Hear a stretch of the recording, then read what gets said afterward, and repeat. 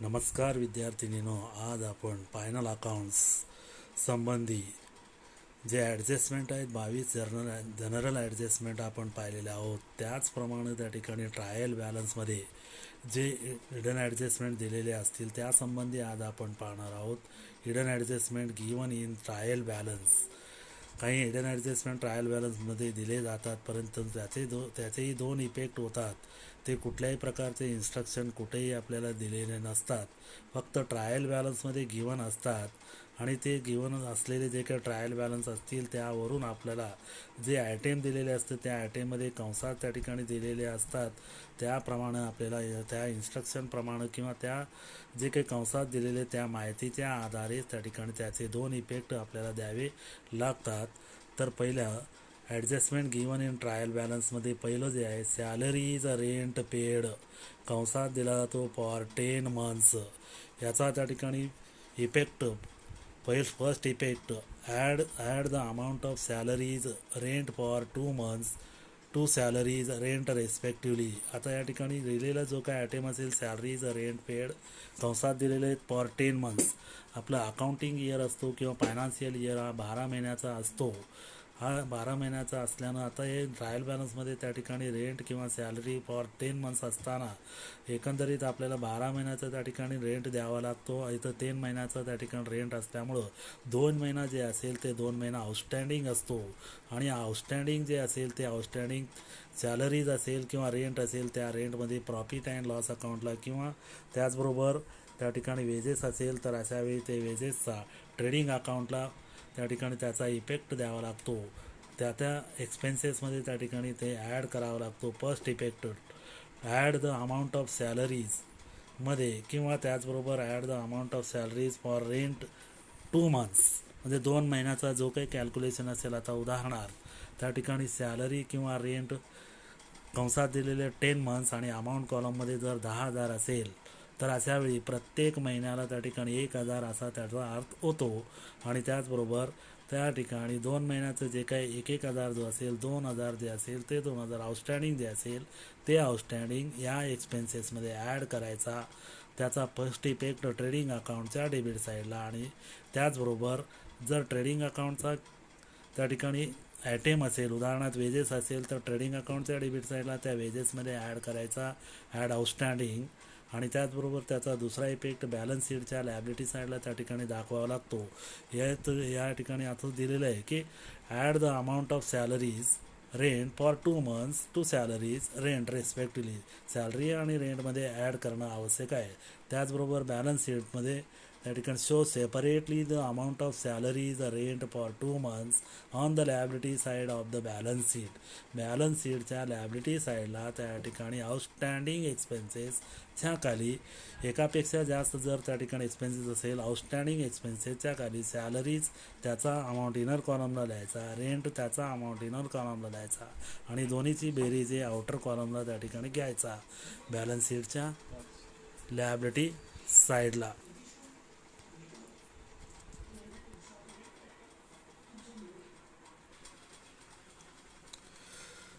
दुसरा hidden adjustment आहे insurance premium paid for 1 year ending 30th June 2019. Accounting year ends on 31st March 2019.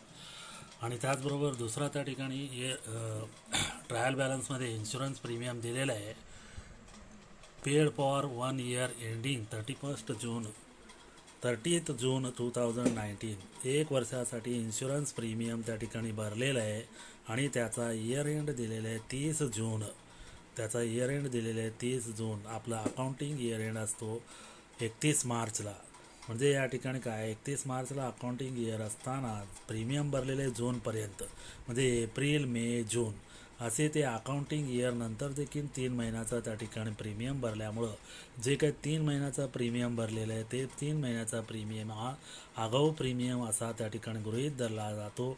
त्याचे दोन effect त्या ठिकाणी दिलं जातं. त्यामध्ये पहिलं इफेक्ट ते सांगितलेलं आहे deduct the proportionate amount of insurance premium for 3 months from insurance on the debit side of profit and loss account.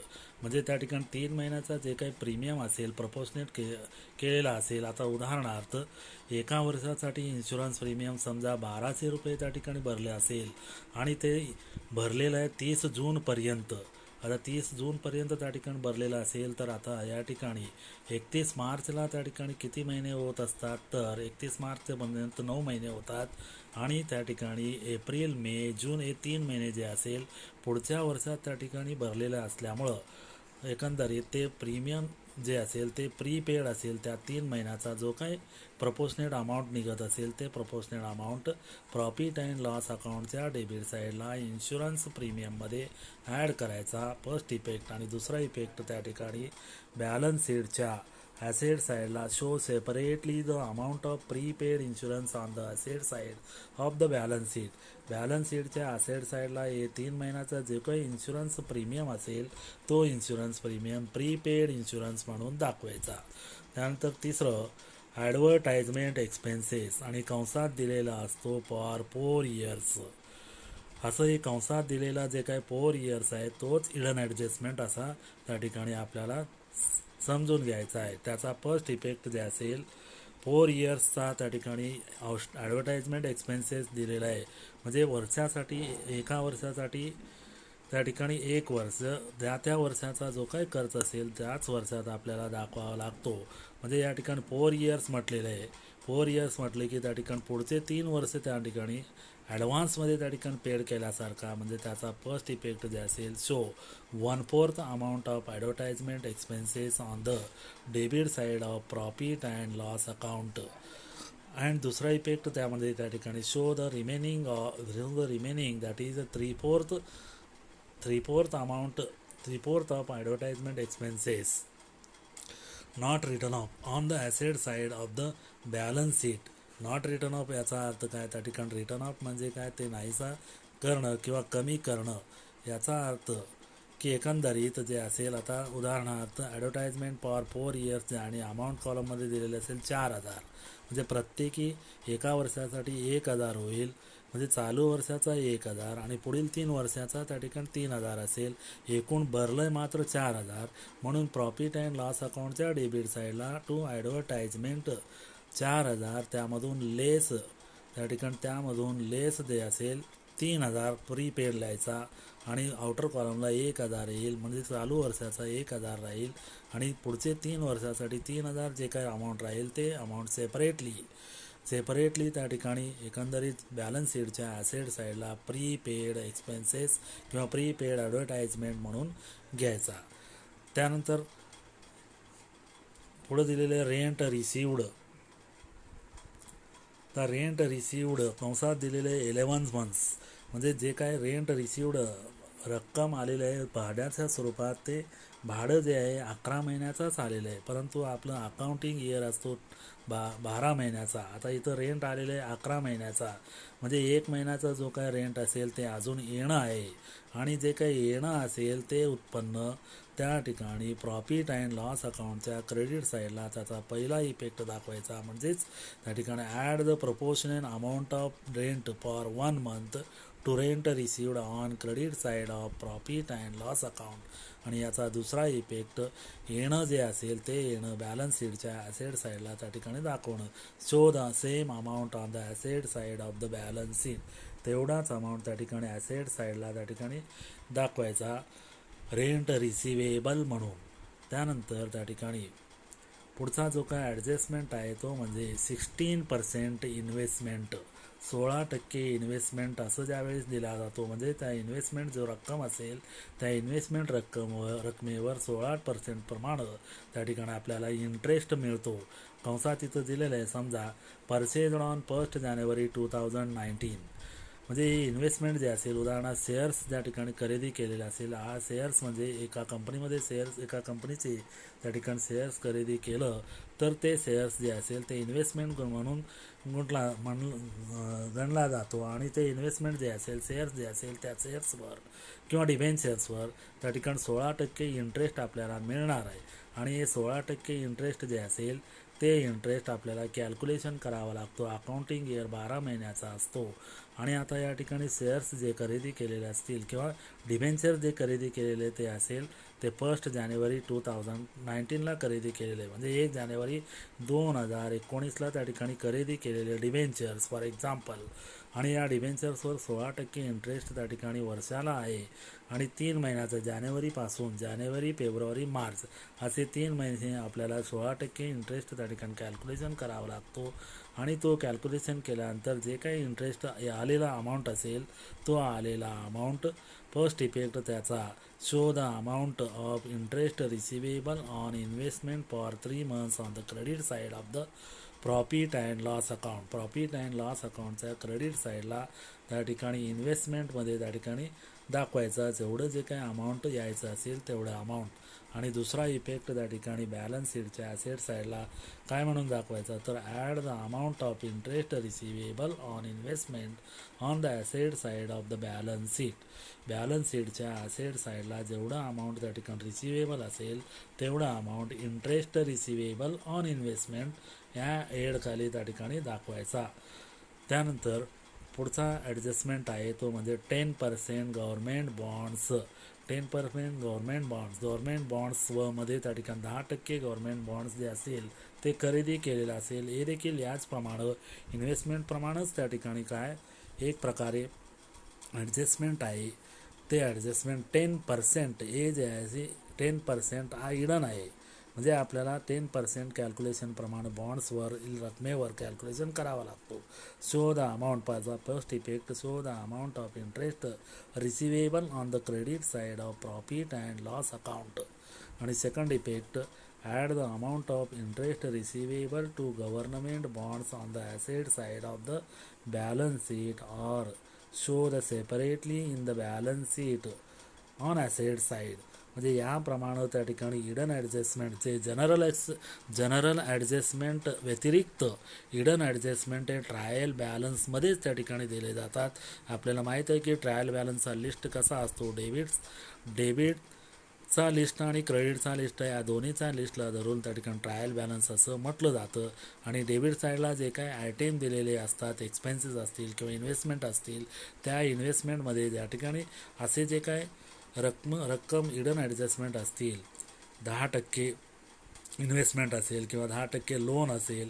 आता लोन देखील त्या ठिकाणी 10% लोन देखील त्या ठिकाणी बारोड दुसऱ्यांकडून 10% प्रमाणे लोन देखील घेतला जातो, त्याचा देखील त्या ठिकाणी इफेक्ट का.